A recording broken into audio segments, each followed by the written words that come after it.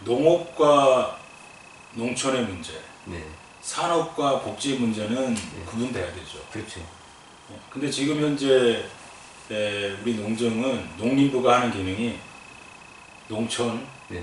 농민, 네. 농업, 그러니까 복지와 지역개발과 산업을 다 한꺼번에 하고 있어요. 네. 네. 근데 그 예산의 분포나 사업의 내용으로 보면 네. 복지는 없어요, 사실은. 제가 요 전라남도에 와서 네. 복지가 뭐가 있나 이제 네. 우리 공익농민수당 도입과 관련해서 한번 저는 이제 공익농민 농민수당은 복지로 생각합니다. 제 표현으로 하면 소득복지다. 네. 소득. 그렇죠. 네. 이제 기본소득이라고 하는 것은 소득을 보장하는 네. 최소한의 기본적인 소득을 보장하는 소득복지가 저는 농민수당이라고 저는 생각하거든요. 근데 그동안에 뭐가 있었지 이렇게 둘러봤더니 여성 농민 행복 바우처 있잖아요. 네. 월 20만 원. 아니, 연 20만 원. 연 20만 원. 자부당 2만 원. 연 20만 원. 네. 충격적이었어요. 연 20만 원. 아니 그것도 네. 제가 와서 늘린 거예요. 네. 그 전에 10만 원이었어요. 충격적입니다. 네. 그러니까 그거 외에는 네. 사실 복지로 구분될 만한 사업이나 정책이 없었어요. 그렇죠. 예, 다행히 이제 이 농민수당 네. 지자체 차원에서는 시행을 하고 있고, 네. 그다음에 중앙정부에서도 이렇게 공익형이라고 네. 하는 이름으로 직불금을 하려고 하는데, 이 공익형 직불금이 또 여전히 네. 복지도 들어가 있는 것 같고, 그렇죠. 산업도 들어가고 있는 것 같고, 뭐 자연보호도 들어가고, 이 안에 다 담으려고 하고 있는 거예요. 이게 금액은 꼴랑 이거밖에 안 되는데 이걸로 모든 걸 풀어보려고 하는 것 같고, 또 하나는 이제 우리가 이제 강소농 육성사업이라는 게 있죠. 진흥청에서 주도적으로 해오고 있는데 소농에 대한 모델이 없어요. 강소농에 대한. 이게 뭐 어떻게 돼야 된다고 생각하세요? 소농은 일단 저는 기준이 전업농이에요. 농사만 지어도 네, 농사만 된다. 네, 전업을 해서 두 부부가 4천만 원 정도는 연간 벌 수 있는 농업 형태 방식 그걸 만들어주자는 건데 지금 강소농 교육원장이고 돌아다니는데 보면 그 매출 몇억 원씩 되는 가공하고 있는 회사라든지 대부분 그런 것 같아요. 그래서 괜히 6차 산업에 대한 화학만 키워서 결국 자잘감만 결국 기농자들을 또다시 빚덩이로 몰아붙이는 수단이 되지 않냐 강소농이. 그래서 일단 공익형 직불제를 운운하면서 우선적으로 좀 해결해야 될 과제 중에 하나가 소농의 상, 모범당화는 아니더라도 우리가 지향점을 바탕으로 하는 소농의 상은 좀 정립됐으면 하는 게 저희 좀 바람입니다. 아까 저는 제 생각이지만 네. 말씀드렸잖아요. 네. 두 부부가 네. 자식 둘을 키울 때 그렇죠. 먹고 살 수 있을 정도의 규모다. 최저임금비예요. 도시 근데 노동자로 계산했을 때 그게 그런 정도의 규모는 네. 모르겠어요. 이게 논농사만 하는 경우하고 밭농사 하는 경우하고 또 뭐 하우스 시설 하는 경우가 여러 가지 뭐 축산도 있고 다양하겠지만 소위 그 밭농사 중심으로만 놓고 보면 그 부부가 둘이서 농사를 지속할 수 있는 정도 규모는 한 5,000평? 맞나요? 네. 그 정도는 해야 네. 그것도 아주 밤낮 없이 네. 농번기에는 해야 네.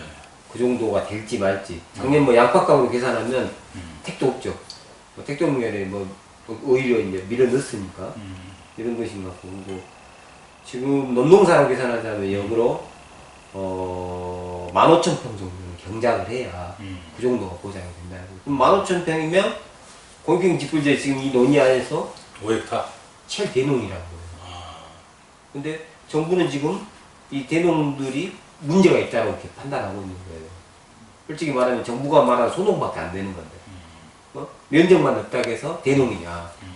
결과론 쪽으로 보면 정부가 소농에 대한 자기 개념, 자기 방향성이 없다. 공익형 직불제인데 이게 제일 큰 문제이고 이제 얘기가 나왔으니까요.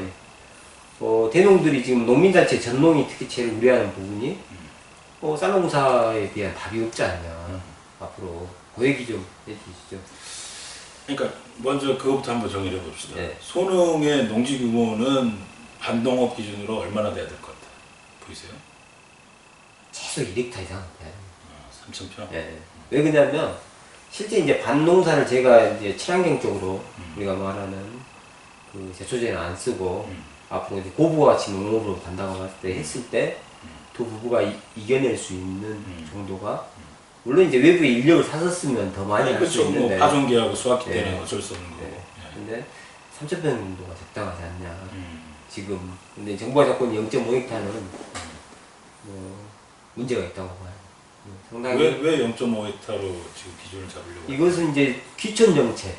그러니까 타운홀 미팅홀에서 나왔던 문재인 대통령의 그 발언 중에 문제의식.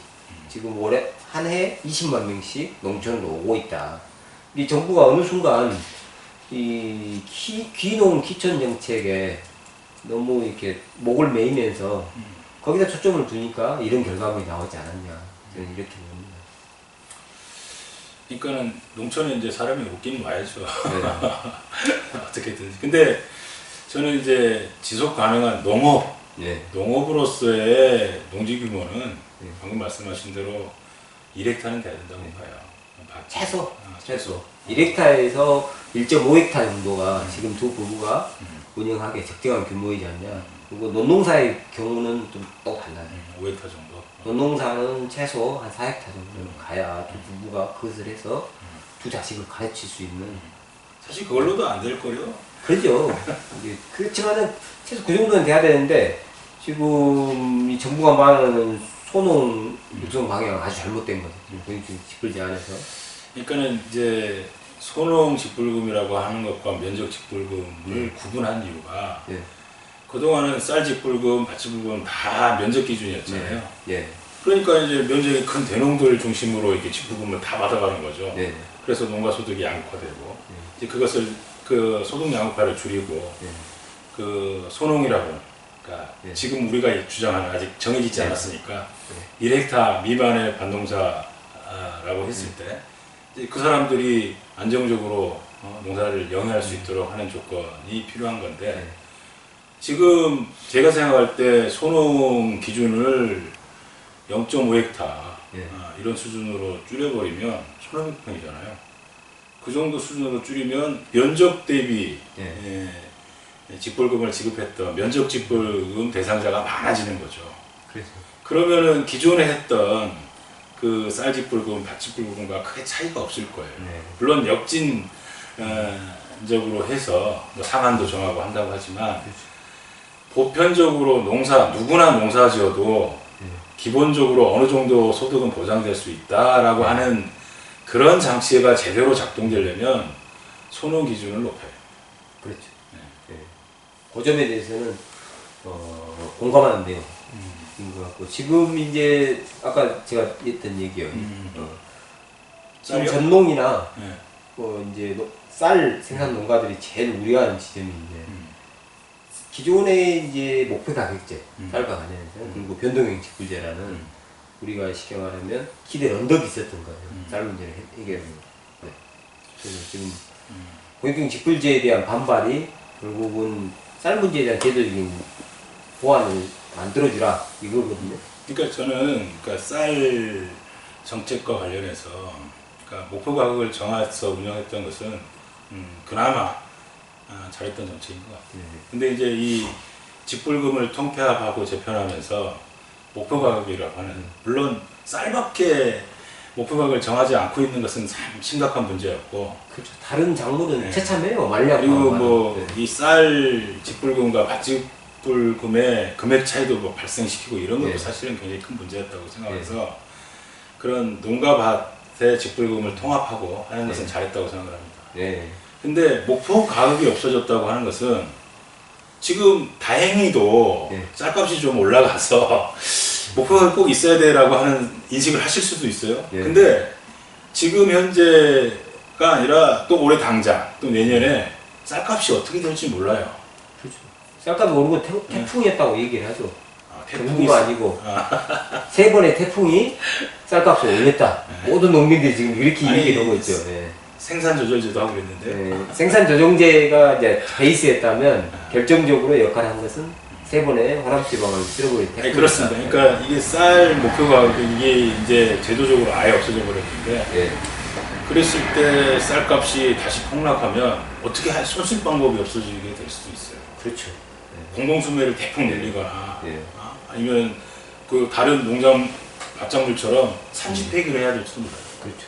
그러니까 이제 좀 그런 상황이 이제 정부가 그러니까 하려고 하잖아요. 휴경명령제가 그런 내용 아닌가요?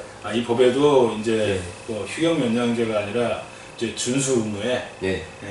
장관이 이제 그 고시된 작물에 네. 한해서 그 경작 명령을 할 수 있게 이행 명령을 할 수 있게 법으로는 장치가 되어 있는데요. 사실 그것도 장점도 있어요. 예를 들면요, 이 전라도 지역의 대표 작물이라고 하는 마늘, 양파, 대파 뭐 이런 거 봤을 때 월동작물. 양파만 한번 예를 들어보자고요. 네. 양파를 지금까지 계속 산지 폐기하고 있었잖아요. 그렇죠. 네. 근데 어느 정도 수확 단계에서 산지 폐기하는 건 너무 비용이 많이 드는 거예요. 예산 낭비가 지나치고. 그러니까 심기 전에 네. 야 여기 이렇게 너무 많이 심어질 것 같으니까 이거 아예 심지를 마라 라고 하는 것은 나는 의미가 있다고 생각해요. 그렇죠. 그런 면에서는 지금 이제 무안군이 근데 그 부분은 자체적으로 대체작물 지금 전환을 하고 있더라고요. 근데 이게 사실 AI 시대고 네. 충분히 작황과 관련해서는 그렇죠. 선제적으로 대응할 수 있어요. 파종 이전에 뭐 그냥 뭐 이장님들이 전화해서 올해 뭐 심을라요 이렇게 물어보는 방식 말고도 여러 가지 다양한 통계나 이런 것을 할 수도 있어요. 그리고 제도적으로도 지역별 쿼터를 정할 수도 있어요. 양파 같은 경우는 전국적으로 지금 안 심어지는 데가 없거든요. 강원도에도 심습니다. 근데 그렇게 되면은 야 전라도에서는 어느 정도 양을 정하고 그 범위 안에서 자율적으로 조정해라. 거꾸로 전라도 안에서도 분별로 양을 정하고 이렇게 쿼터를 정해서 할 수 있다. 저는 그렇게 이게 좀 그 국가 계획 경제에 준하는 어떤 사람들도 사회주의 아니야 이렇게 할 수 있지만 근데 이제 그 정도 수준까지 가겠다라고 한다면 나는 긍정적이라고 봐요. 근데 이제 정부에 대한 그동안의 농업정책에 대한 정부에 대한 불신이 상당히 높고 국민들이 뭐 그랬던 불만이라고 저는 이제 생각이 들고요. 일단 그러면 당장에 이제 올해 지금 제일 우려된 쌀이 뭐 지금 생산 조정기가 안 되고 있고 태풍이 안 와버려요. 그러면 이제 가장 많이 심어지고 수확량은 제일 늘어나 버리면 약간 어떻게 해야 됩니까? 이 문제가. 사실 그러니까 올해는 뭐 저는 대책이 없다고 생각해요. 왜냐면 공공수매를 늘리는 방법밖에 없어요.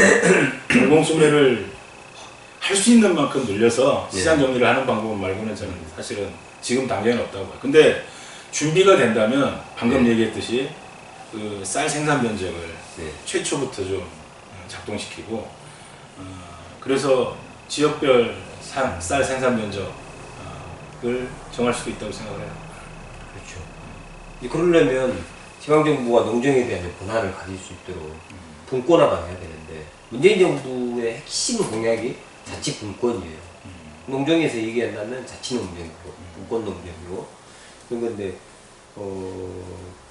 공익행집불제 안에서 분권에 대한 의식이 높죠. 사실 제가 이제 국회에서도 좀 많이 일을 했잖아요. 네. 아세요? 네. 그러니까 이 전라도에 와서 보니까 사실은 국회에 있을 때는 중앙정부뿐만 아니라 지방정부의 역량도 상당히 의심을 했어요. 정말 이렇게 형편없는 공무원들이라고 막 이렇게 부정적 인식이 많았어요. 근데 와서 보니까 상당히 의욕이 있는 분들이 또 있어요.